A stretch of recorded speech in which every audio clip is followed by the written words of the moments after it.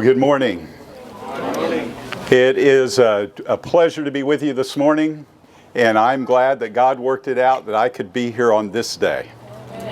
Akkam bultanii jidduu keessanitti argamuu kiyyaaf baay'ee gammadaa Waaqayyo ammoo akka wanti hundumtuu karaa qajeelaan ta'u waan taasiseef galanni isaaf haa ta'u.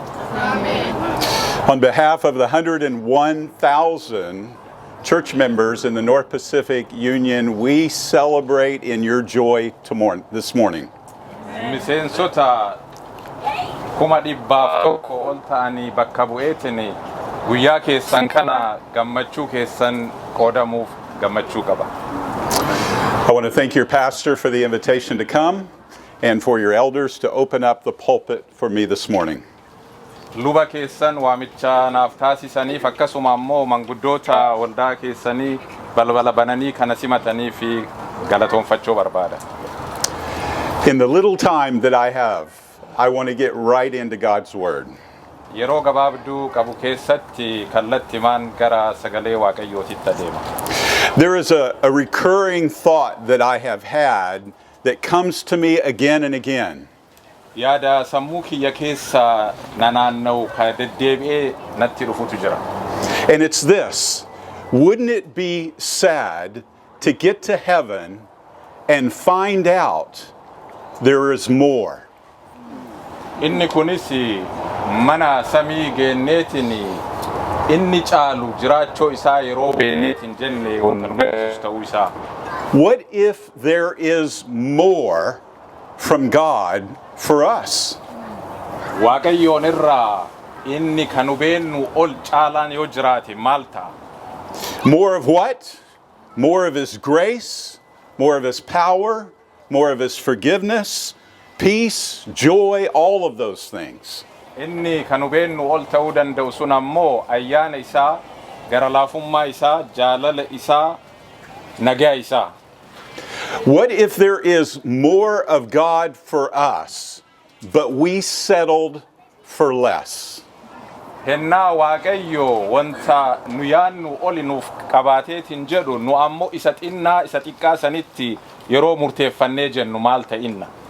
I am here this afternoon to tell you there is definitely more of God for us.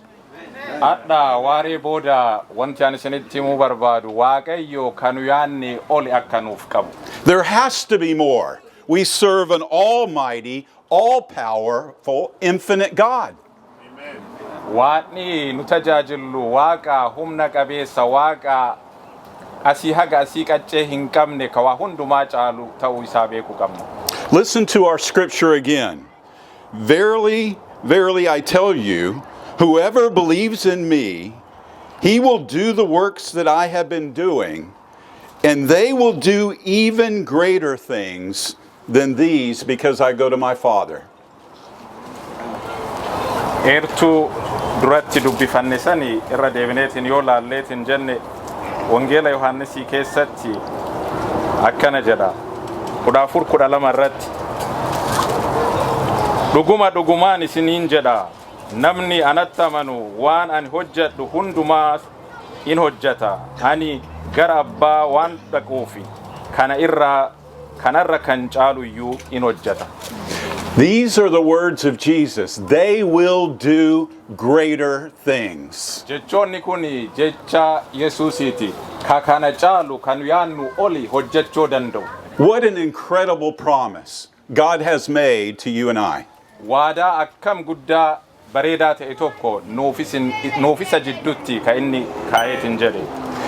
And yet most of us would admit we're not living in the reality of that promise. Haa ta'u malee baay'een keenya waadaa inni nuu kenne kana dogoggora yookaan shakkiinsa onnee keenya keessa bulchinee jiraanna. And we have to ask, why not? Why are we not experiencing greater things? Maaliifi wantoota gugurdaa ta'an sani ammayyuu maaf muuxannoo san keessan dabarree jennee gaafanna. Why don't we see greater things in our lives, in our families, in our churches? Jireenya keenya keessatti, maatii keenya keessatti, waldaa keenya keessatti maaliif wanta gugurdaan argine jennee gaafii nutti bula. What is holding us back from experiencing the greater things that Jesus has promised. Wanta gugurdaa inni nuuf waadaa gale kana jireenya keenya keessa arguu keessa maaltu nu qabutti jira maaltu duubatti nu hidhaara. The answer lies in a psalm from the Old Testament. Deebiin isaallee faarfannaa kakuu moofaa keessatti argama. Psalm 78 is a history lesson about the people of God to the people of God. Innillee faarfannaa 78 waa'ee ijoollee waaqayyoo irraan. You remember the Old Testament church, their on again, off again relationship with God. Akkuma yaadattani kakuu moofaa keessatti walitti dhiyeenyi ijoolleen waaqayyoo waaqa wajjin qaban yeroo tokko hin ho'aa yeroo tokko hin qabbanaawa. In the midst of their unfaithfulness, God is so faithful. Haa ta'u malee abdii kutannaa isaanii keessatti waaqayyo yeroo hundumaa amanamaa ture. We read those stories and we think, how could they be so stubborn? Seenaa isaanii yeroo dubbifannee jennu akkamitti isaanii mata jabeessa ta'anii jenneetiin yaanna. How could they be so disobedient? Akkamitti warra ajaja didu ta'anii jenneetiin gaafanna. And then the Holy Spirit reminds us we are the same way. Haa ta'u malee hafuurri qulqulluun nullee akkuma isaanii mata jabeeyyii ta'uu keenna nu hubachiisa. Deep into this psalm comes a startling revelation. Faarfannaa kana keessatti wanta ifa ta'uu danda'u tokkotu dhufa. Psalm 78 verse 41 says, yes, again and again they tempted God and limited the Holy One of Israel. Faarfannaa 78 lakkoofsa 41 irratti akkana jedha. Isaani deddeebi'anii isa in qorani, isa qulqulluu kan Israa'el in aarsani. My version says they limited the Holy One of Israel. Isaanis gocha dandeettii isaa duubatti hin harkisanii jedha akkaan itti hiiketti. I want you to remember the context in which this was written. Haala inni ittiin barreeffameetiin jedhe hubannoo isaa akka qabaattan barbaada. This was the God who led his people out of bondage into the promised land. Asirratti ka beekuu qabnu waaqni kun ka isaan wajjin jiru ijoollee isaa biyya gabrummaa keessaa ka isaan bilisa baase. You remember all of the amazing things that God did in that journey. Karaa isaan adeeman keessatti waaqayyo ajaa'iba hedduu akka inni hojjete ni beektu. The parting of the Red Sea. Garba diimaa addaan kutuu isaa. The destruction of Pharaoh's army. Waraana Fara'oonii barbadeessuu isaa. The strong wind that made a path for the Israelites. Qilleensi jabaan ijoollee Israa'elootaatiif daandii qopheessuu isaa. The destruction of Pharaoh's army that followed. Waraana Fara'oonii ka isaan duukaa deemuu yaalaa ture akkamitti akka inni barbadeesse. The pillar of cloud by day and the pillar of fire by night. Utubaa duumessaa ka guyyaa isaan gaaddeessu akkasuma immoo utubaa ibiddaa ka halkan isaan ifa kennuuf. Manna falling from heaven every day. Manna ka isaanii guyya guyyaanii nyaachoo qaban mana samiitii isaaniif bu'aa ture. Water from a rock. Bishaanii dhagaa keessaa isaaniif burqa. God speaking from Mount Sinai. Waaqayyo gaara Siinaa irraa isaanitti akka dubbataa ture. And the stories go on and on and on. Seenaan kunillee ittuma fuufaa. And remember, that was a limited God. Yaadadhaa inni ammoo waaqayyo murtaawaa ta'e tokko. In other words, God had greater things for them, but he was limited. Hubadhaa waaqayyo kasan caalu humni isaa kasan caalu haa ta'u malee ka isaanitti mul'ataa ture humna isaa murtaawaa ta'e tokko. Kun xumureetiin jedha. He did not many mighty works there because of their unbelief. Maatiyos 13:58 irratti akkana jedha. Sababii amantii dhabina isaaniitii fi hojii aangoo baay'ee achitti hin hojjanne. God walked among them as Jesus. Waaqayyo akka Yesuusii ta'eetiin jidduu isaaniitti deddeebi'aa ture. All power was there. humni guutummaan isaa isarra ture. But he could not do what he wanted to do because of their unbelief. Haa ta'u malee sababii amanteen isaanii irruu ta'ee fi wanta hojjechuu barbaade guutuu hin hojjanne. These verses tell us that we can put limits on God. Eertuun kun kan hubachiiseetiin jedhu wanta Waaqayyo nuuf hojjetuu danda'u akka isa daangessuu dandeenyu nu agarsiisa. We can put limits on how he works in our own lives and families. Haala inni ittiin maatii keennaaf nurratti hojjechuu danda'u ufii keennaa daangaa irratti uumnee jenna. And we can put limits on how God will work in our church. Haala inni waldaa keenya keessatti hojjetuu danda'ullee daangessuu dandeenya. Why are we not experiencing greater things? Wanta gugurdaa ta'e tokko maaliif arguu dadhabaarra? 3 reasons from this story in the book of Psalms that tell us why we don't experience greater things. Faarfannaa kitaaba faarfannaa keessatti maaf akka arguu dadhabaarru wanta sadii argina. Here's number 1. When we turn back when things get tough. Yeroo haalli jireenyaa nutti hammaatee jedhu dudda gallee yoo biraa deebinu.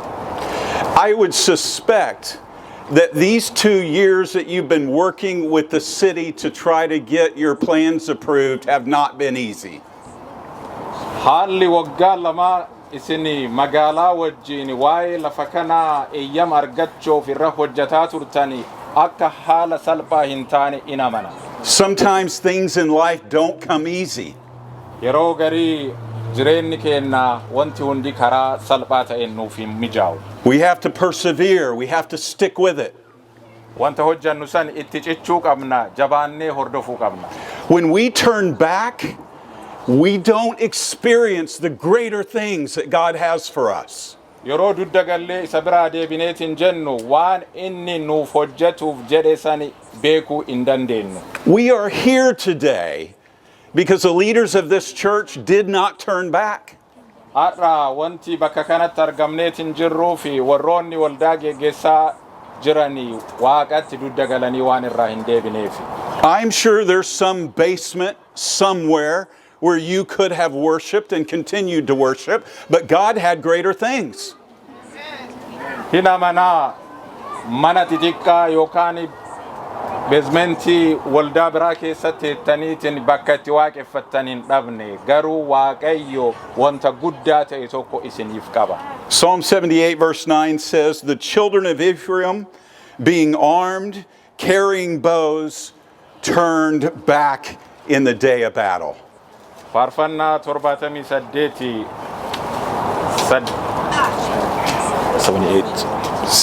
9. 78 keessatti ijoolleen Efreemii buutnee fi qara qaban san qabatanii Waaqayyotti akka dudda galanii deeman argina.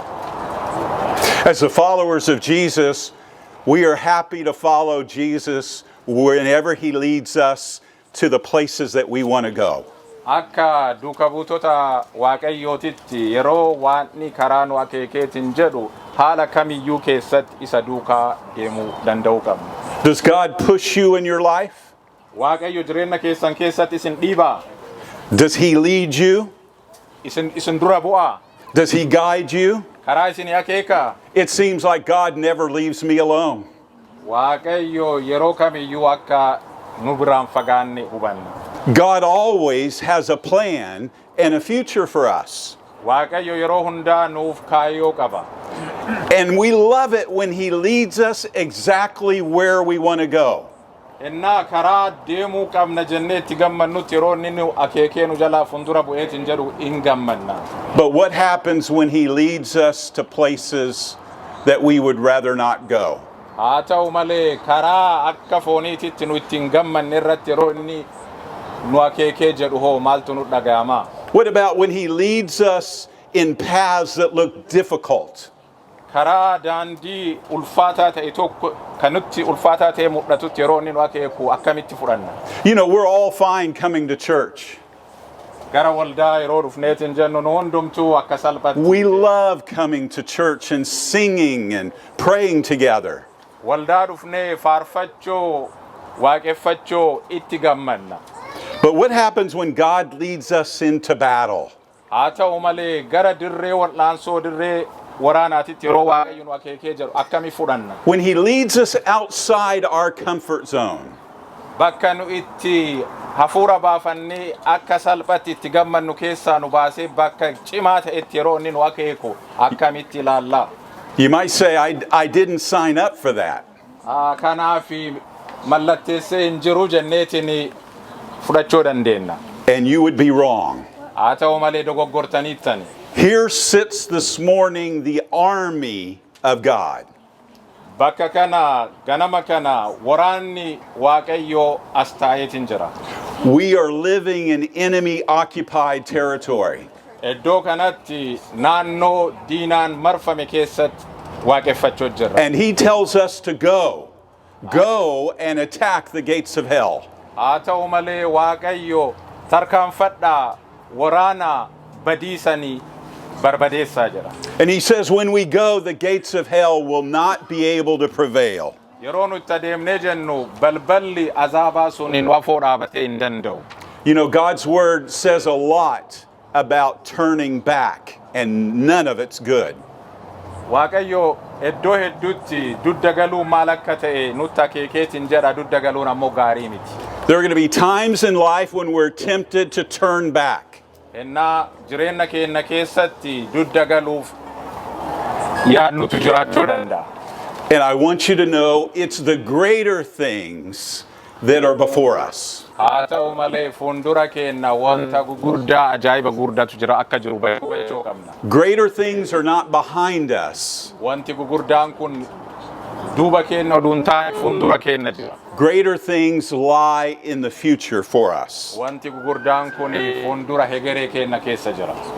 Here's the second reason why we don't experience greater things. Wanti nu waan gugurdaa dadhamachuu dadhabnuufi sababiin lammaffaa kana jira. We fail to experience greater things when we forget who we are.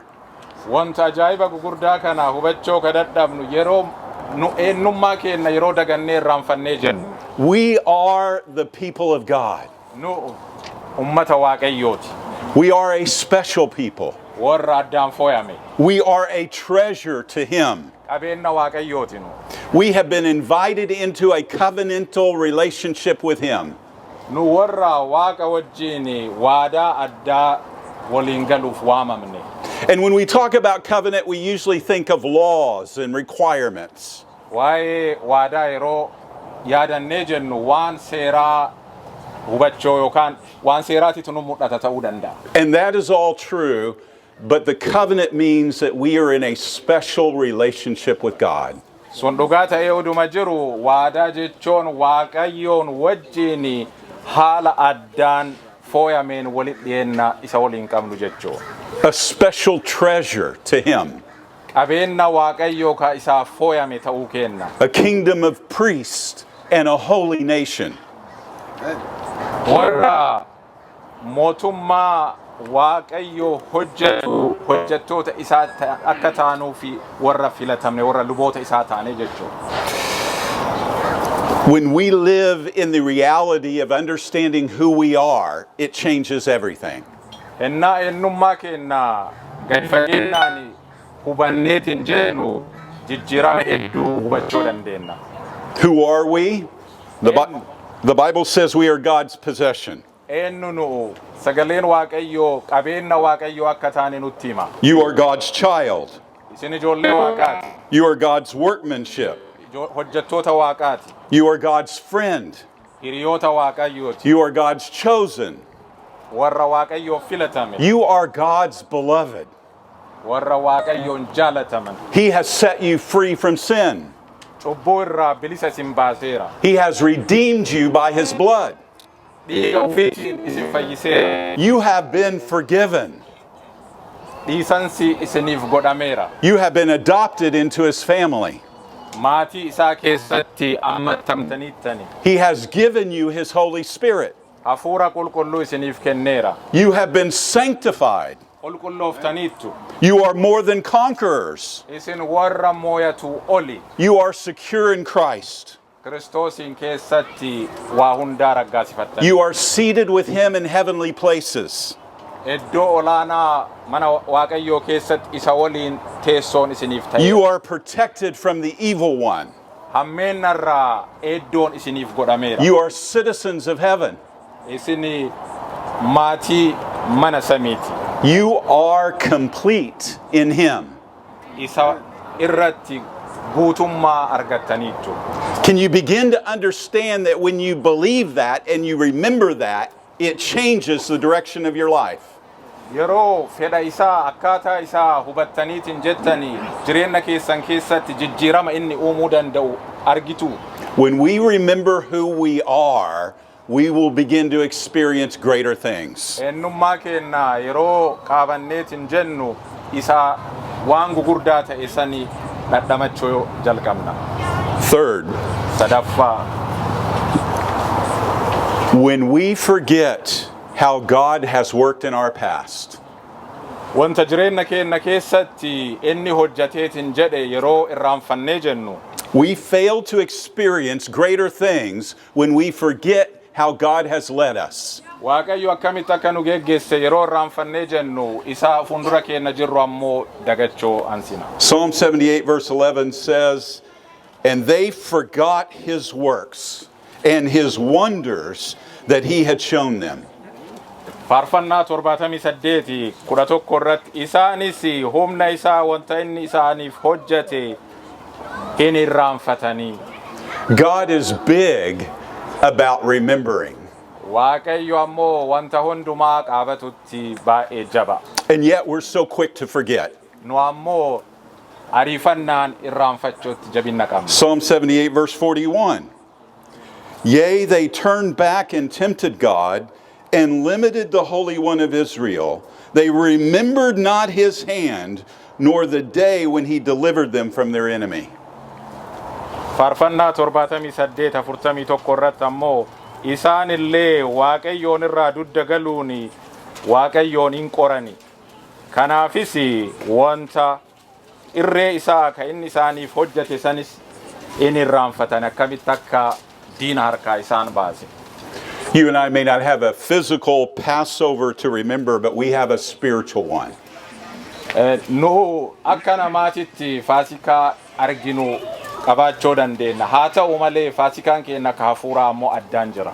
There is a day when the Lord Jesus Christ came to you and washed away your sin.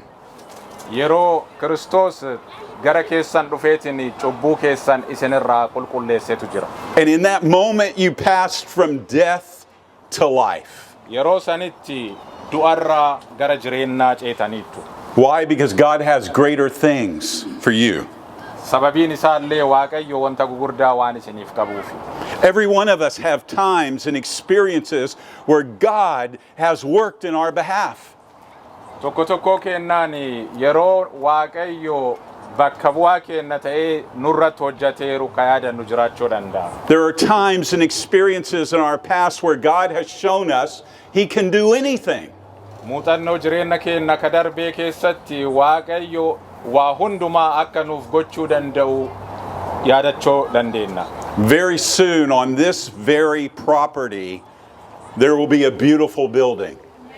Deennatti ammoo iddoo amma irra teenneerru kanarratti waldaan bareedaan asirratti ijaaramee in argina. And those of you that have been a part of working to see that dream become a reality, Isini warri ebjuun suni hujitti akka geeddaramuu fi irra hojjataa turtan ammoo every time you drive down this street or pull into this parking lot, you're going to be reminded God can do anything.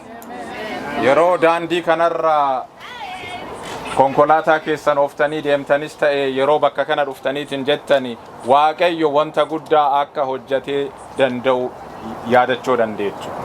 You could have given up. Abdii kutuu dandeettan ture. You could have said, "It's too hard. Inni kun ulfaata jettanii dhiisuu dandeettan ture. We'll just keep doing what we've always done." Haaluma duritti turre jiraannaa jettanii dhiisuu dandeettu ture. You could have settled. kama harkaa qabdanitti itituu dandeettan. Make no mistake, settling is the enemy of greater things. Haa ta'u malee hin dogoggorina isa harkaa qabdan sanitti gammaddanii taa'uuni dogoggora guddaa diinarraa dhufu akka ta'e. Too many of us settle for just the little things. Baay'een keenya wantoota didiqqoo harkaa qabnutti gammanneetiin teenna. We settle for the crumbs from God. Waan harcaa didiqqoo waaqa irraa argannutti yookiin gammaduu dandeenya. We have just enough of God to make life good. Wanta jireenya keenya gaarii godhuu danda'u waaqa irraa kan arganne sanuma gammaduu dandeenya. But why not strive for more of God? Haa ta'u malee isa gugurdaa ta'e san maaf hin hawwine. Why play it safe when it comes to the things of God? Wanta waaqayyo titti yeroo dhufneetiin jennu maaliif waan didiqqoo irratti itinnee isii fudhachuu filanna. What if God has more for each and every one of you? Tokko keessaniin waaqayyo harkaa qabdan sanii oli isiniif yoo qabaatee jiraate hoo. More in your relationships with others. Haala wal qunnamtii yookaan walitti dhiyeenya kaawwan wajjin qabdanii inni kasanii ol ta'e isiniif yoo qabaate hoo. More in your marriages. Gaa'ela keessan keessatti isa guddaa ta'e kabraa yoo isiniif qabaate hoo. More in your relationships with your children. Haala maatii ijoollee keessan keessa wajjin walitti dhiyeenya qabdanii isa harkaa qabdanii ol yoo isiniif hawwa ta'e hoo. More in your finances.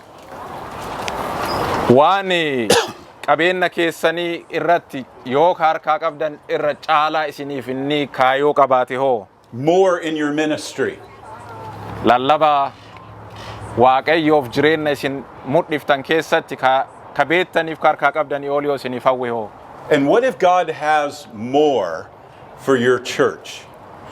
Waldaa keessanii fi waaqayyo kanaa ol yoo isiniif hawwa ta'e hoo. This is not graduation today. You know that, right? Inni kun guyyaa eebbaa yookaan graduationaa miti. It's not the beginning, but it's not the end either. Inni kun jalqabaa miti garuu xumurallee miti. I know there have been times in my life when I have limited God. Jireenya kiyya keessatti hennaa waaqayyoon daangesseeru beeka. I have lacked faith. Isarratti amantaa kiyya yeroo dhidhiseetu jira. And because of that, there might have been things that God wanted to do, but he couldn't. Sababii saniifillee wanta inni jireenya kiyya irratti hojjechuu barbaadu ka isa daangesseerutu jiraachuu danda'a. Brothers and sisters, let's not limit God. Obboleessaaf obboleettii kan taatanii waaqayyoon hin daangessinaa. What if we gave God permission to do anything that he wanted to do? Waaqayyoo fi wanta inni nurratti hojjetuu barbaadu hundumaafuu eeyyama uduu kennineefi hoo. What if we were willing to surrender all to his will? Fedha isaatii fi wama hundumaa dabarsinee uduu kennine. You know, some people would say living a Christian life is a boring life. Namoonni gariin jireenya kiristaanummaa jiraachuun jireenya namatti toluu miti jireenya nama jibbisiisuu jedhu. Not if you're 100% surrendered and you're following him. Ammoo suni yoo dhibbatti waaqayyo dabarsitanii of kennitanii jibbisiisaa miti. What if from this moment on we took off the handcuffs? Yeroo kanarraa kaaseetiin shaakala cancala harka keenyarra jiru yoo ofirraa kaafne hoo. What if we stopped limiting God? Waaqayyoon daangessuu yoo dhaabsifne hoo. And let him do all that he wants with us and for us and through us. Wanta barbaade hundumaa nuuf haa hojjetu, nurratti haa hojjetu, waliin haa hojjetu. And what if we did it right now, right here, today? Yoo ammumarraa jalqabne adharraa ammumarraa yoo isa dabarsinee kennine hoo. May God take us to the place where we will experience greater things every day for his glory. Waaqayyo ayyaana isaatii fi bakka itti jiraachuu dandeenyu inni nu haa geessu. Amen.